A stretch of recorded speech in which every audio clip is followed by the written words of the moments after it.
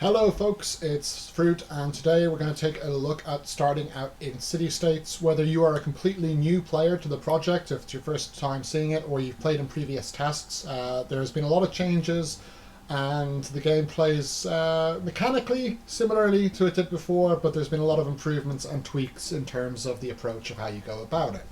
So let me start by saying that CityStates is an incredibly deep game.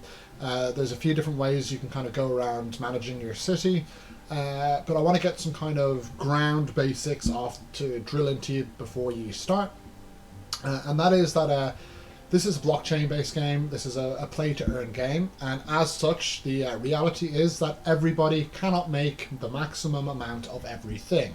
So when you're building your city, you are going to have to kind of decide what area, what goods you want to produce, which ones you want to focus on, and you're going to be expected to trade these off with other players and to pick up the slack with your profits of resources that you do not have as much access to, right? So with that said, let's kind of jump into the basics. When you start out, you're going to have this little bit of land here. It's going to be your castle, and your castle is like the heart of your city. As you upgrade this, you will unlock more buildings, and you will also raise the level cap on buildings. Some buildings only have a very low level cap, such as housing, while others can go up as high as the castle itself.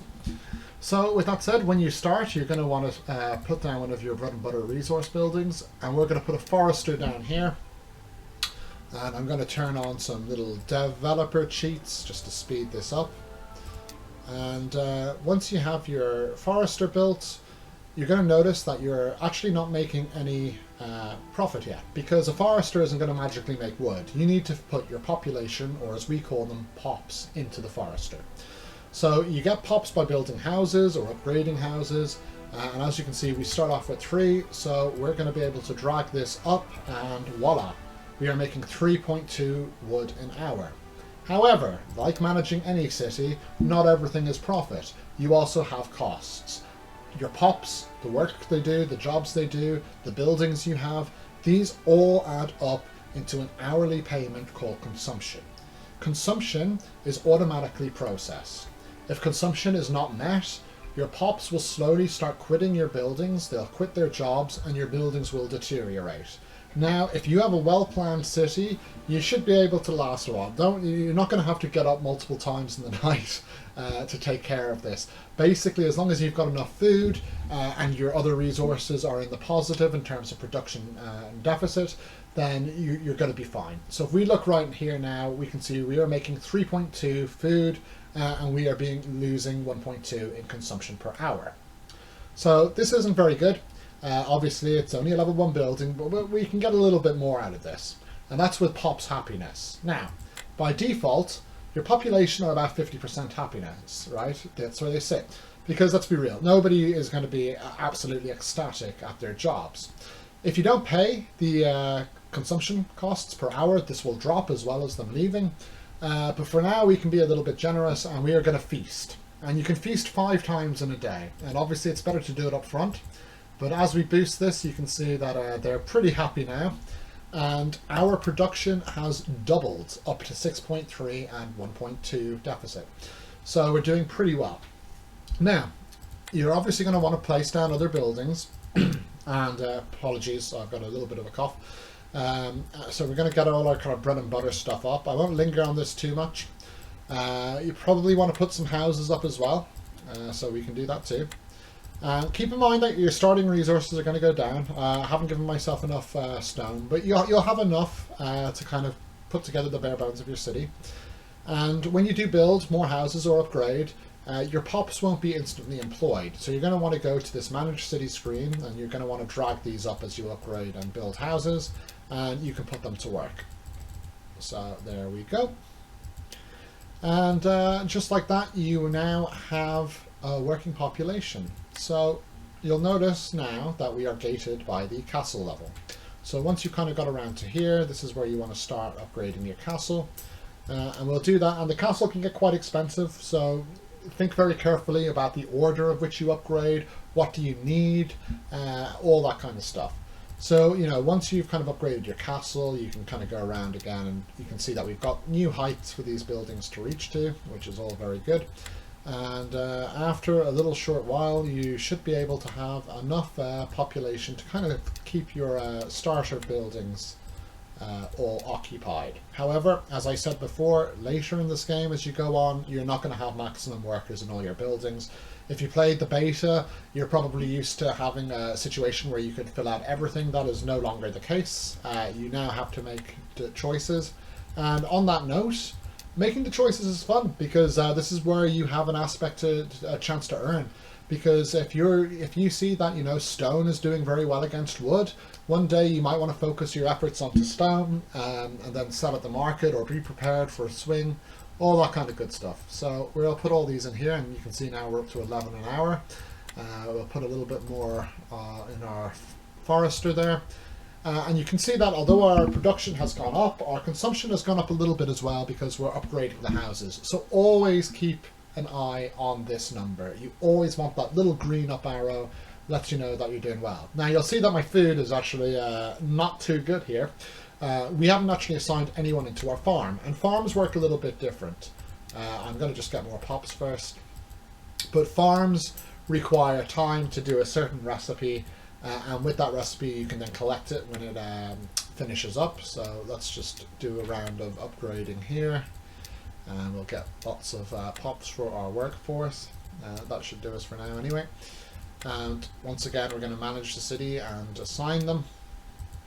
And let's put some workers in. And you'll notice that when we put workers in here, the more workers we have, the more efficient our recipes will be. So you can see that's gone from 0.3 to 1. We'll put another worker in and it's 1.3. At this point, I've got a 5-minute and an 8-hour recipe. So this might be a good time to introduce the research tree. So none of these really suit me, because 8 hours is too long and 5 minutes is too short. But 15 minutes looks just right. So I'm going to go into my research tree here, and you can see that I have beets available, and I'm going to learn this. And this will unlock the recipe for me. And there's a few things in here that you'll be able to play around with that'll give you bonuses or unlock new stuff. But one of the main ones early on you might want to look at is purchase power. Now, once you research this will actually create your in-game wallet. This will allow you to buy resources from other players or the liquidity pools at market. You will be able to sell a little bit later at level 5, or at level 3 you can also unlock the bartering feature. It's very important to note that the bartering feature is specifically connected to a liquidity pool.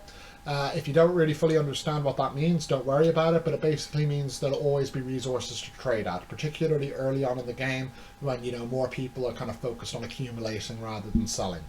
So just look forward to that. With that said, now we'll check, and we can see that we have our 15-minute recipe, and I'm going to start this, and that'll tick away. And when it's finished, you'll get a little bubble up to kind of, you know, be able to connect this, or to collect it, sorry. So you're probably noticing, oh, that's our wallet created. We'll wait 10 seconds, but you probably notice that we don't have much space to build, and that's because it's not going to be given to you for free. You need to fight and take back this area from the bandits that have surrounded your little walls here. And the couple first camps are easy, but over time you'll want to defeat all of these, and you'll take all this space for more land to build on. So to do that, we are once again going to go into our research tree, and we're going to get Gladiator. This unlocks the practice arena, which you can practice your fights in if you're new. It's in the PvP section just in here, and practice, and you can kind of set what you want. There we go. But for now, we're going to get Art of War, and this is going to unlock our military buildings. So how military works is there's a barracks, which is like a house but for troops.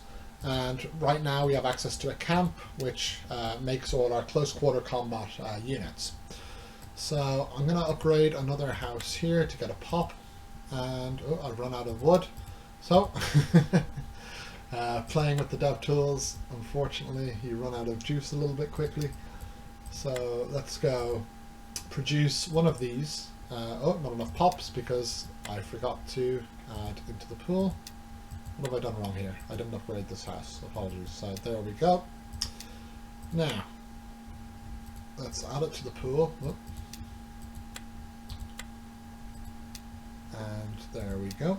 So now with this pop, I can can recruit this one berserker.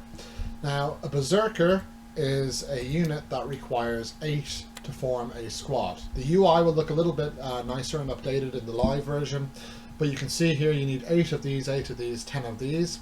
So I'm going to go for the berserker, and I'm going to make 8 of these, and then I'll be able to create a troop. And a troop is a full squad that you can send into either PvE or PvP battles. You can send a maximum of 5 squads currently, a mixture of what you like. But when you basically get enough of these, you'll be able to challenge these early camps here. Now, I'm not going to tell you how to play exactly, but you know, sometimes people can beat these with 1. Sometimes you might want to play safer and get the 2. That's up to you. We have players already that like a little bit of risk, and we've got players that have been burnt by the risk. And we have some players that take things very slow and steady, but with no risk at all. So depending on how fast you want to progress and what kind of risks you take, just know that, you know, it does cater for different styles. And we'll have a separate video probably for combat, because that's its own entity. But as I said, do play around in the practice arena. And with that said, that's basically how you're going to start off in CityStates. That's the basic kind of mechanics to watch for. And I hope you have fun playing. I just kind of made this as a really loose breakdown, but pop into our Discord. Feel free to ping me, Fruit, or anyone, our members there are pretty happy to help as well. And we look forward to seeing you in game. Good luck. Take care.